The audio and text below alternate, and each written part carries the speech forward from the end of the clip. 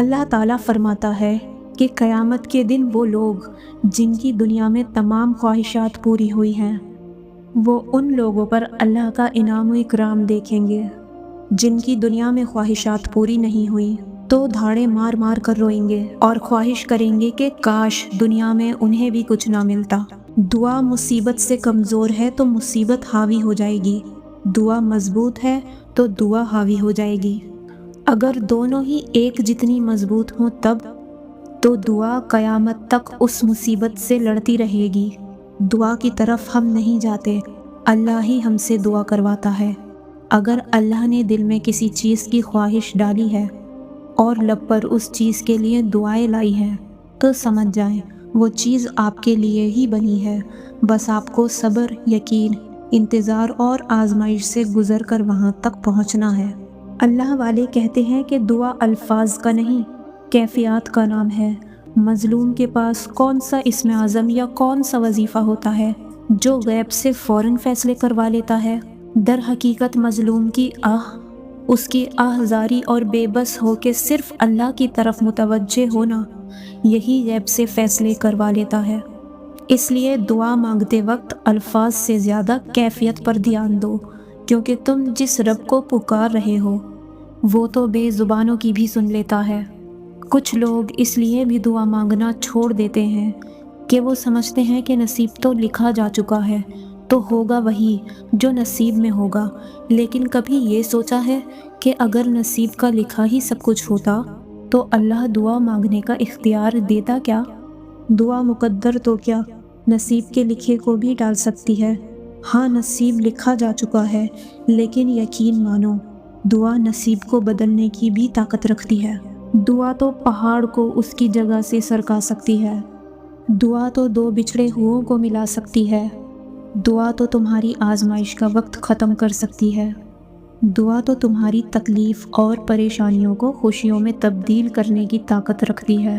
جب دعا کے لیے ہاتھ اٹھاؤ تو یہ یاد رکھو کہ تم جس سے دعا مانگ رہے ہو وہ المجیب ہے، یعنی دعا قبول کرنے والا، اور وہ مالک کن ہے۔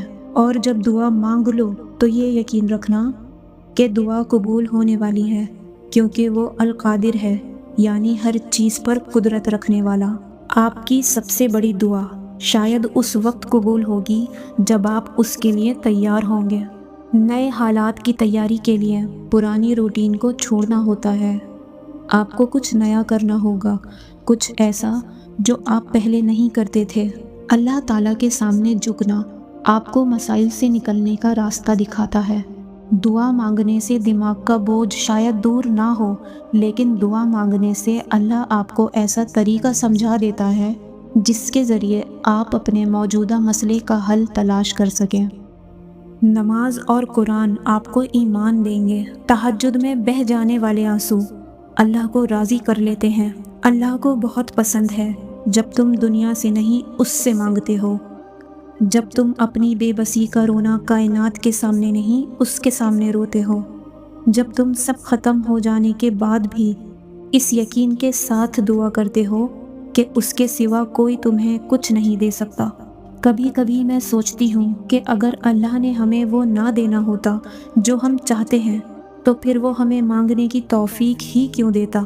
اس کا توفیق دینا ہی اس بات کا ثبوت ہے کہ وہ ہمیں ہماری چاہت سے ضرور نوازے گا۔ بس تھوڑی سی آزمائش کے بعد راحت اور سکون ہے۔ اللہ جب کوئی چیز دل میں ڈالتا ہے نا تو کہیں نہ کہیں نصیب میں جگہ ضرور رکھتا ہے۔ اللہ نہ چاہے تو تم چاہ بھی نہیں سکتے۔ اللہ دل میں تڑپ اسی لیے پیدا کرتا ہے تاکہ تم دعا کے ذریعے اس چیز کو حاصل کرو۔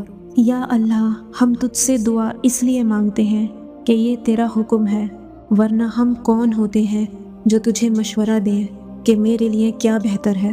جب دعا مانگنے لگو تو یاد رکھو وہ المجیب ہے، دعا کو قبول کرنے والا۔ جب دعا مانگ رہے ہو تو یاد رکھو وہ السمیع ہے، سب کچھ سننے والا۔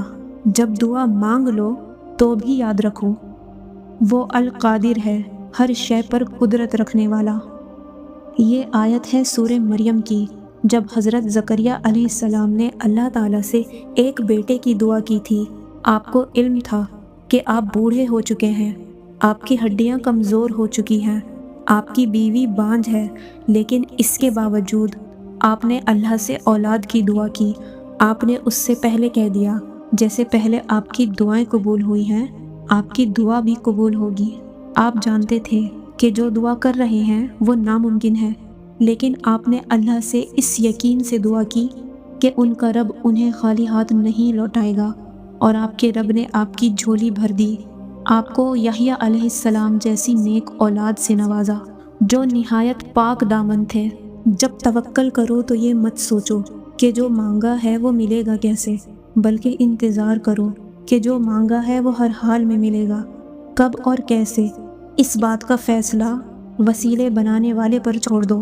تم نے دعا مانگی، تمہیں لگ رہا ہے قبول ہوگی یا نہیں، مگر کبھی کبھی اللہ تعالیٰ تمہاری نہ سن کر تمہیں تکلیف میں ڈالتا ہی اسی لیے ہے۔ وہ تکلیف ایک وجہ ہوتی ہے اللہ کی طرف سے جو تمہیں صبر کرنے کا حوصلہ دیتی ہے، اور یہی تمہاری دعاؤں کی قبولیت ہے۔ یہی التجاؤں کا جواب ہے، اللہ کا جواب۔ وہ بھی یہی چاہتا ہے، وہ بھی تمہیں دینے کے لیے راضی ہے، وہ بس تمہیں سننا چاہتا ہے بار بار، کیونکہ تمہارا اس کو بلانا اچھا لگتا ہے، اس لیے۔ اور امیدوں کے پیالے میرے اللہ تعالیٰ کے سوا اور کون بھر سکتا ہے؟ دعا کی قبولیت آپ کے اندر ہوتی ہے جب آپ کا اخلاص، آپ کی نیت، آپ کی کارکردگی اور اضطراب ایک فریکوینسی پر جمع ہو جائیں تو دعا کی قبولیت یقینی ہے۔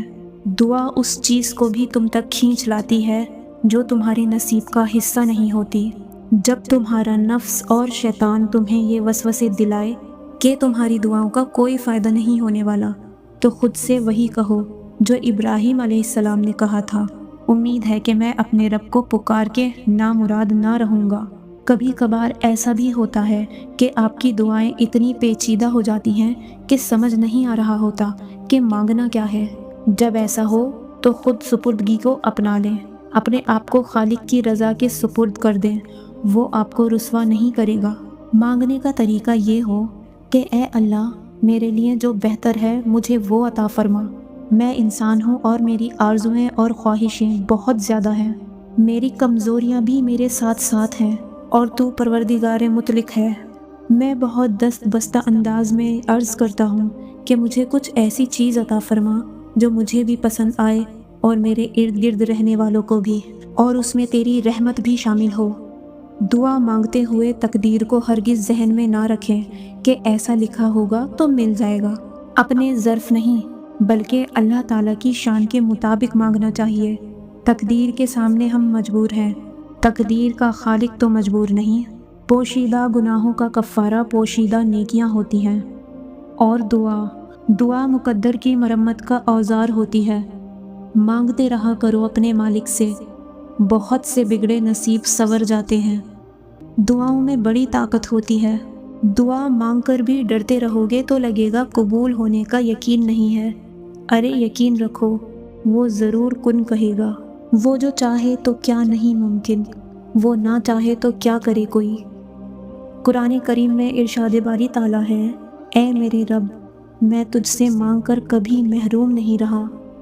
جب کبھی تمہیں لگے تم بہت تھک چکے ہو اور دعا بھی نہیں مانگ سکتے تو خالی ہاتھ پھیلا دیا کرو، اور تمہارے پھیلے ہوئے ہاتھ اس بات کی گواہی ہوں گے کہ تم رب کائنات کے محتاج ہو، اور میرا رب تو خاموشیوں کو بھی جانتا ہے۔ ایک بات یاد رکھو، دعائیں بھی صبر مانگتی ہیں۔ وہ عطا کرنے پر آ جائے تو مانگنے کا طریقہ بھی سکھا دیتا ہے۔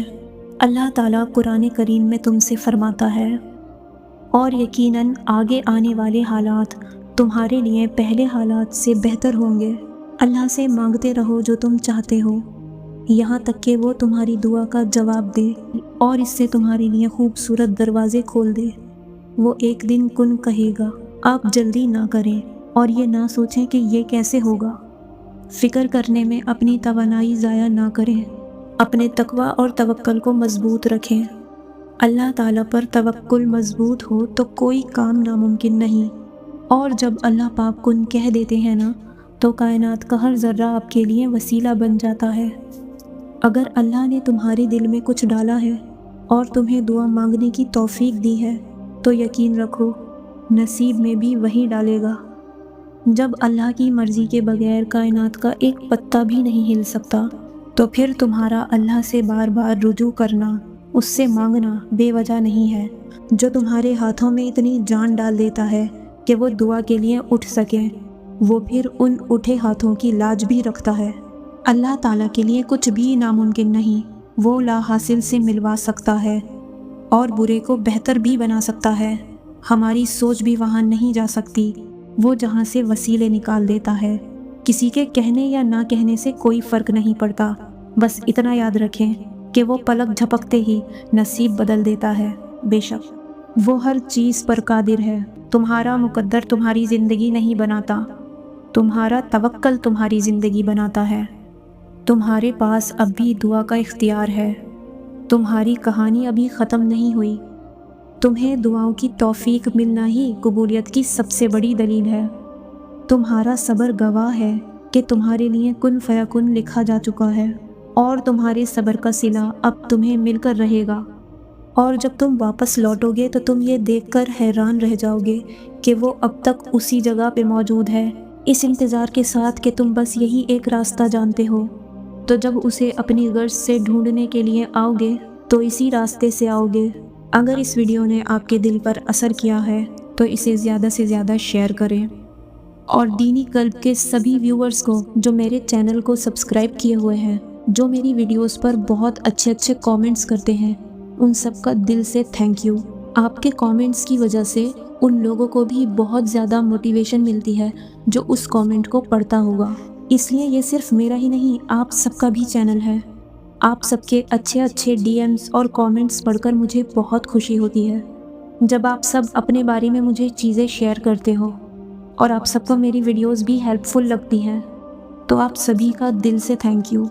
और अगर आप में से कोई भी अपनी मिरेकल स्टोरी शेयर करना चाहता है मेरे साथ और चाहता है कि मैं उसे अपने चैनल पर अपलोड करूं, जो देखने वालों के लिए अल्लाह पर यकीन को और मजबूत कर दे, मायूसी को दूर कर दे, तो आप मेरे साथ ज़रूर शेयर करें। इंस्टाग्राम पर मैसेज कर सकते हैं, लिंक डिस्क्रिप्शन में है। जज़ाकल्लाह, अल्लाह हाफिज़।